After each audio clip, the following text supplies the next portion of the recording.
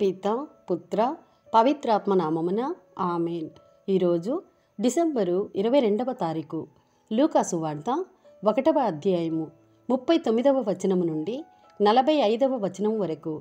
ఆ దినములలో మరియమ్మ యూదా సీమలో పర్వత ప్రాంతమున గల ఒక పట్టణమునకు త్వరితముగా ప్రయాణమైపోయెను.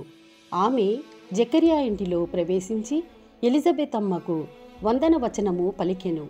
ఆ శుభవచనములు ఎలిజబెతమ్మ చెవిన పడగానే ఆమె గర్భమందలి శిశువు గంతులు వేసెను. ఆమె పవిత్రాత్మచే పరిపూర్ణురాలాయెను. పిమ్మట ఎలిజబెతమ్మ ఎలుగెత్తి ఇట్లనెను, స్త్రీలందరిలో నీవు ఆశీర్వదింపబడిన దానవు, నీ గర్భఫలము ఆశీర్వదింపబడెను.